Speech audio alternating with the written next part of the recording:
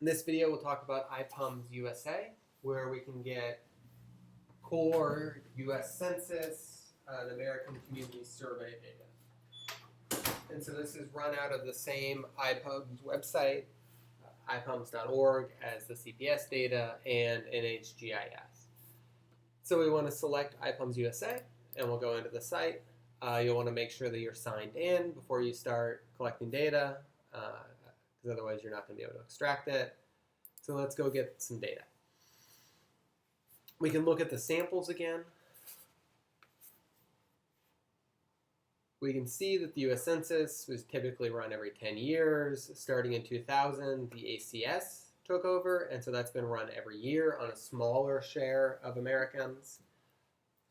But we can use this to estimate community demographics in any given year. For the USA, which I sort of just call IPUMS, the data is at the individual level. And so we can see this data for individual people in each given year, each given sample. You can see some of the options of what they ask people. They have the demographics, race, education, work, disability. So it's detailed about the characteristics of an individual. And again, this data is collected in part to distribute funding for different government programs, so they need to know the share of people with disabilities, the health of people. They're trying to track where people work, develop sort of government programs, but they're not going to ask anything about people's opinions or political stances or their sort of experiences. But we have this really detailed information about individuals and who that they are. And so let's go in and create a quick sample. We don't want the default samples for each year. We'll just do 2019.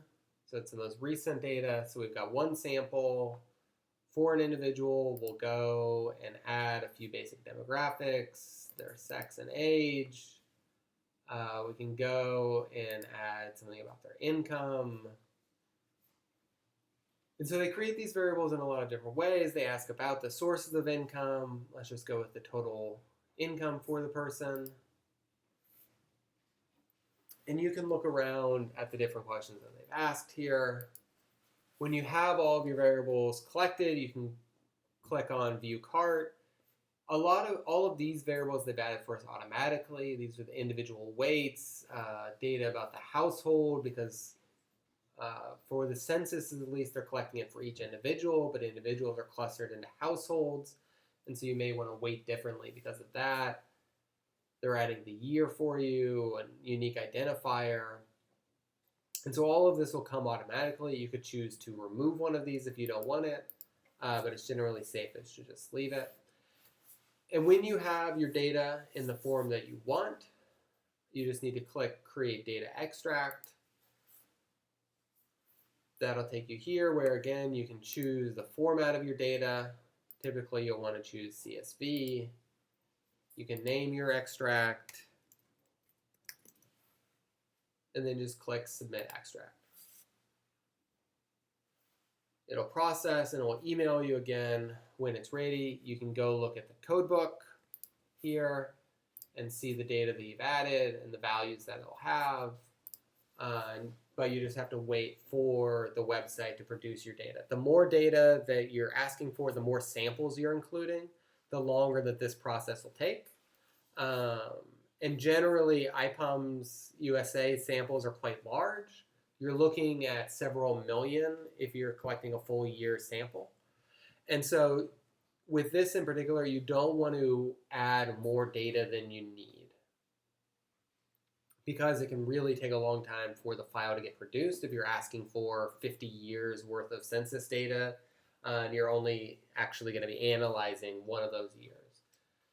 If you're asking for a really wide file with a lot of different variables, right, it's going to take a while to process. It's going to be harder to load into R. So you want to be careful with this just because the data is so detailed. But what you get out of that is the ability to look at this at different levels. Quickly, let's go back and look at the geographies that are available. And so under households, you can see the geographic.